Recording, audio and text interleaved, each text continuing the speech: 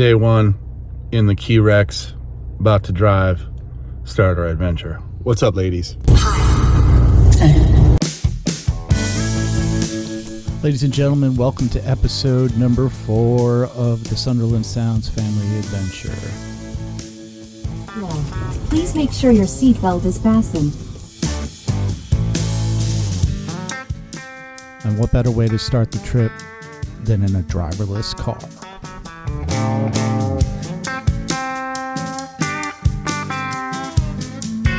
We love Daily Dose, amazing breakfast, Tex-Mex style, some eggs Benny, and some morning cocktails. It's so good.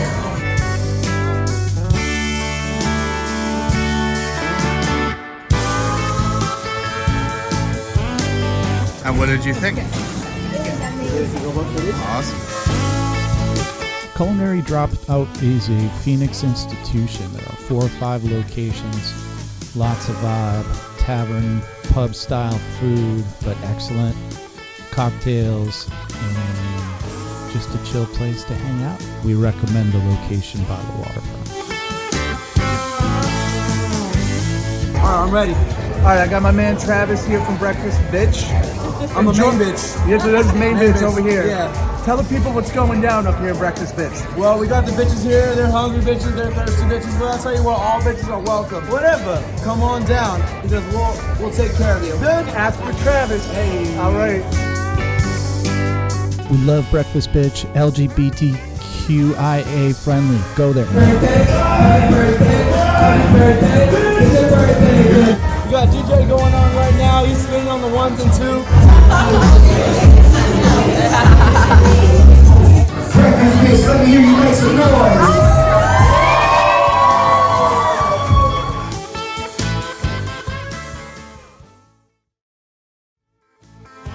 Old Town Scottsdale, a little bit of Roosevelt Row and some shopping. God, this drink is delicious. Maybe I'll go take a shower.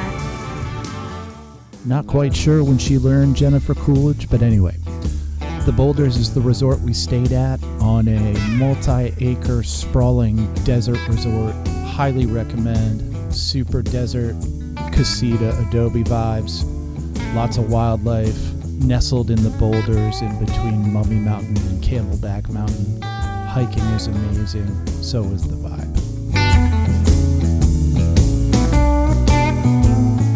Highly recommend the spa and just getting out there and checking it all out.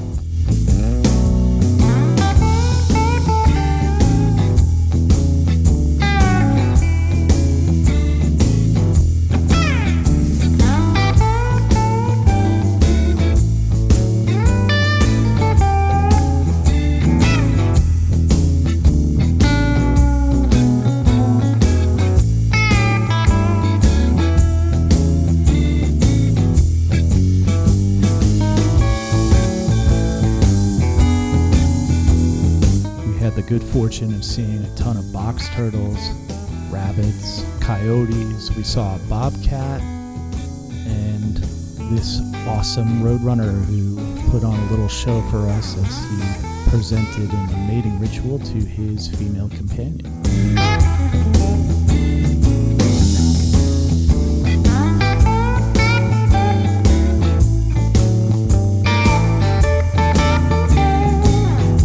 Morning from lovely Scottsdale, Arizona.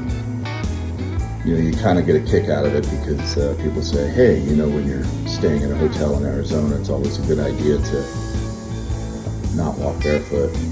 I'm walking barefoot. So check out all your clothes before you put it on and check out your shoes. just in case there's a scorpion, but it's probably not going to happen. I didn't really take it seriously.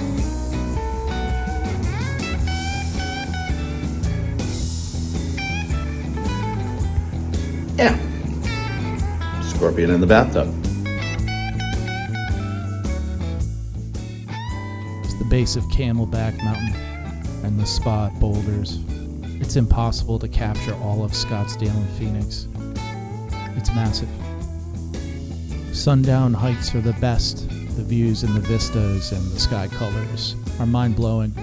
Stargazing is also a fun activity if you get a clear night.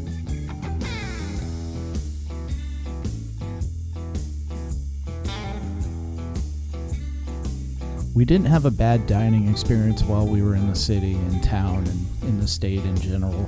The Spotted Donkey is the on-site restaurant, another Tex-Mex awesome hang. We had multiple visits, and we highly recommend.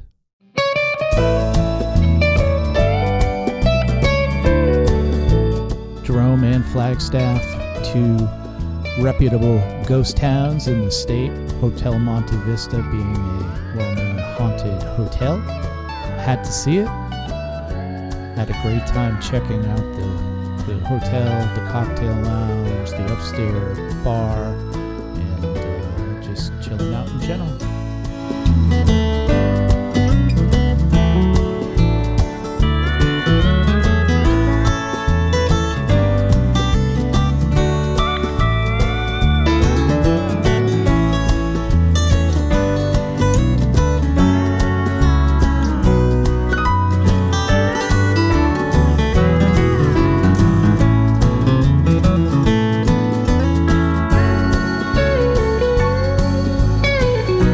Do Jerome in a day. We learned this the hard way. But some of the highlights were Nellie Bly, Caduceus Cellars, Miners Cafe, and just the general walk from shop to shop.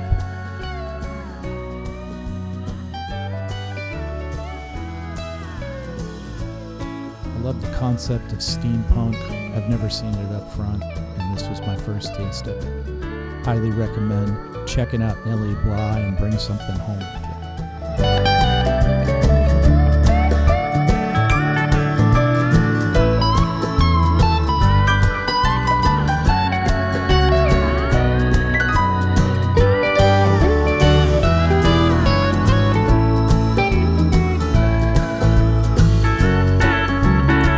All right, all you Tool fans, let me know in the comments what 353 stands for. I have an idea, do you?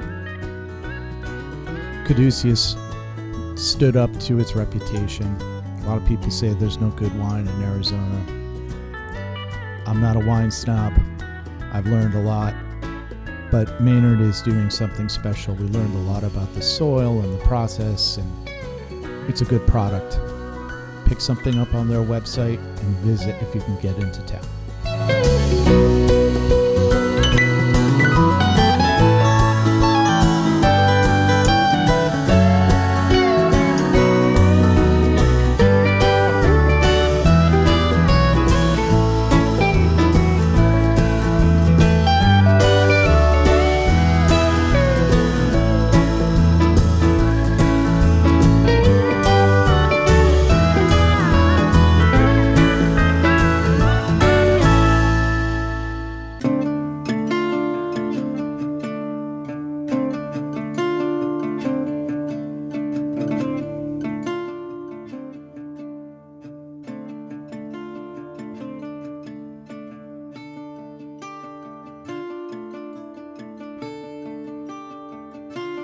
The Liberty Theater was our first introduction to that ghost town vibe. As you could see, all of the horror movie characters piled in and around the theater, and all the classic movie posters. But being able to see life-size stand-ups of Bud Abbott and Lou Costello, and James Dean, and Easy Rider posters, and Buster Keaton memorabilia was something really special to be able to check out. Maybe not so much for Cass.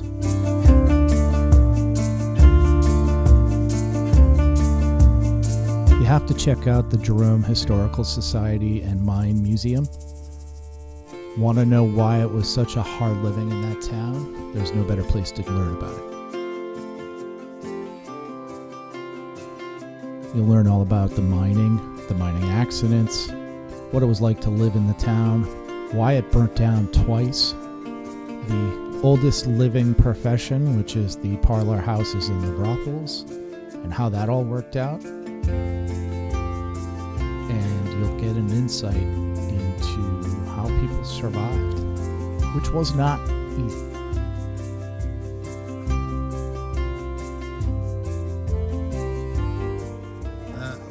Yo, dude.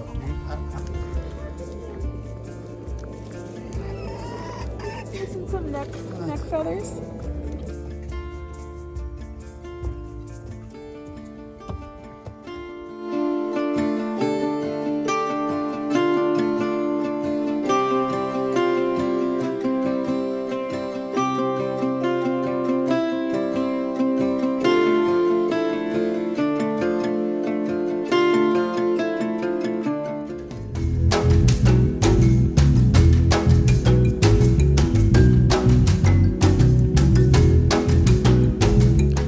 And Mom horseback riding for the first time out in the desert.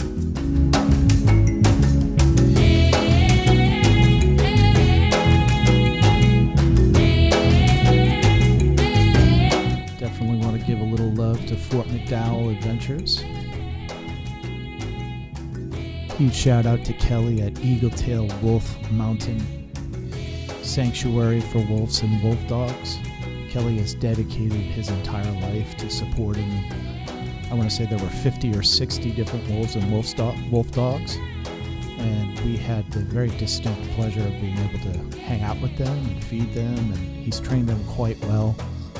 But there's a lot of responsibility that goes along with this, and Kelly does all this work himself. We encourage you to get over there, check it out. Also donate if you can. It gives new meaning to Save the Wolves, and I don't mean that ironically.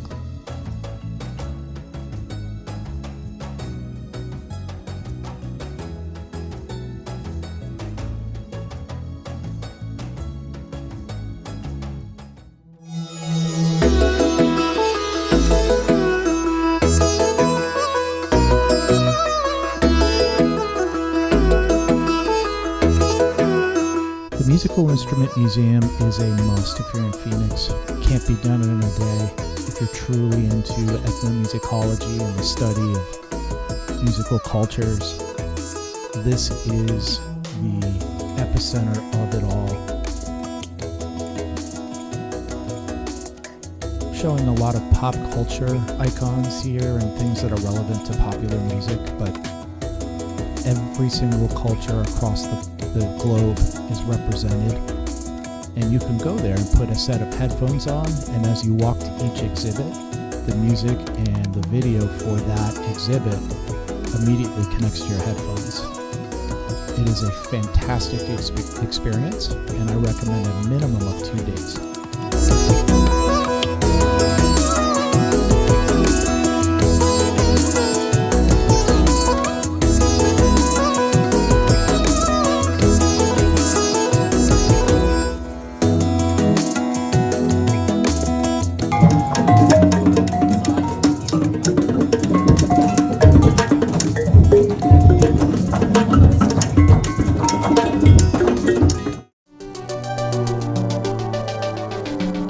Museum of Illusions was fantastic, nerdy fun for a musician, a scientist, and a budding scientist, and maybe musician. I'm going to let the video and the pictures speak for themselves because I think they pretty much do here.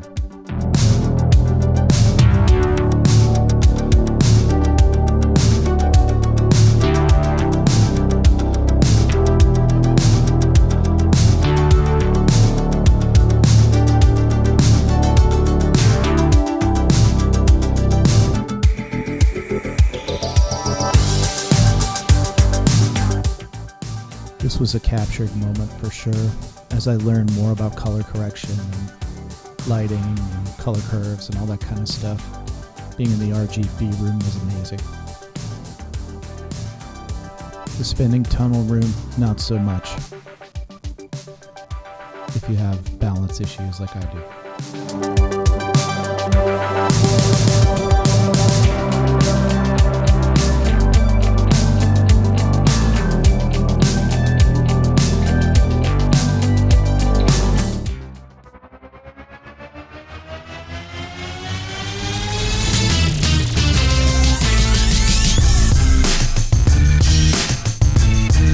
My 9-year-old went skydiving. Well, indoors.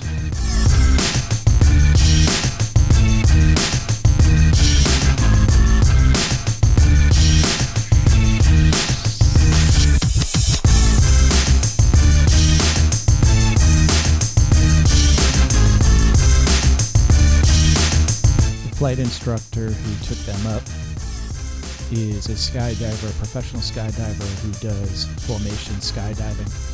Watching him put on a show was nothing short of amazing.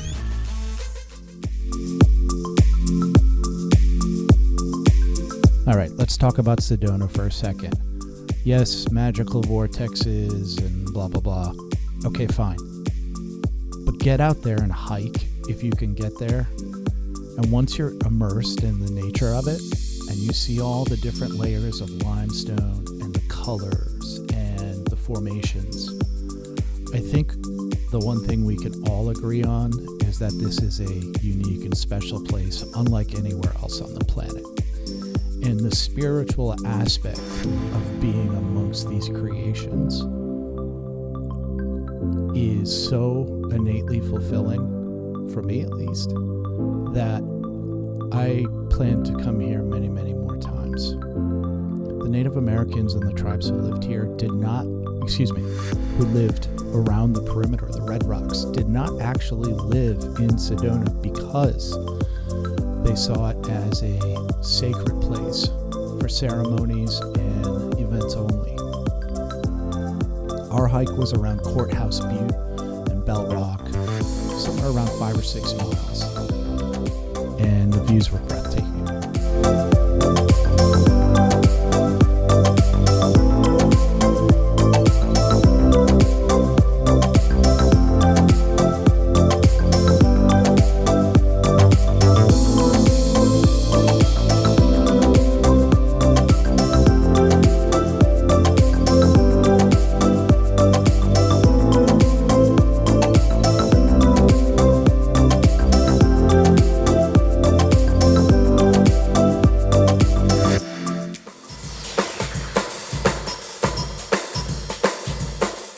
Not going to say much here. Just a huge thank you to the Phoenix Herp Sanctuary and a huge thank you to Kale for an amazing tour and an opportunity to see some of the coolest things I've seen in my entire life. If you can get there, ask for Kale. Go see all of the animals, but check out the venomous snakes if you can. It's the only place that I know of that you can go and see an inland taipan within a few inches of yourself. The most venomous snake on the planet.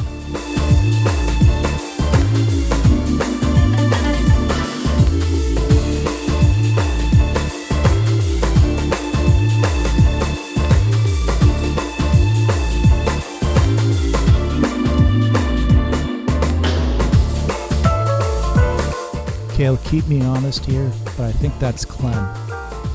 Clem was found in the Grand Canyon by somebody who let their pet go because it got a little bit too big. So the Phoenix Herpetological Society rescued him and brought him to the location. There's stories all over the internet about it.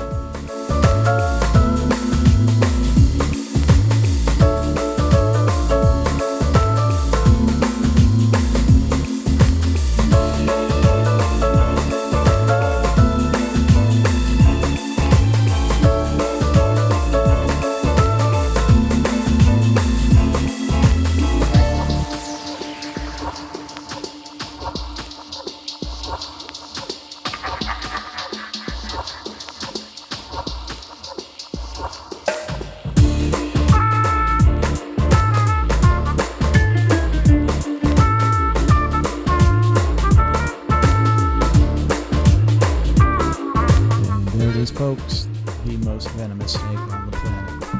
If you get bit by one of these guys, you've got about 30 minutes to get yourself some antivenom, and hopefully it works.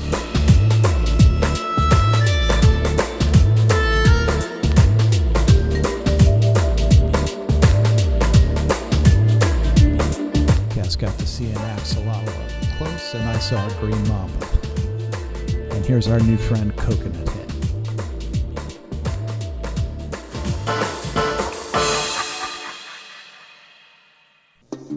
Okay, so a real quick thanks for watching, and thanks to each of the locations for allowing me to film. Make sure you subscribe, share, like, and consider visiting the sites of each of the locations here. Have any questions, recommendations, or want to collaborate? Send me an email at sunderlandsounds@gmail.com. See you around.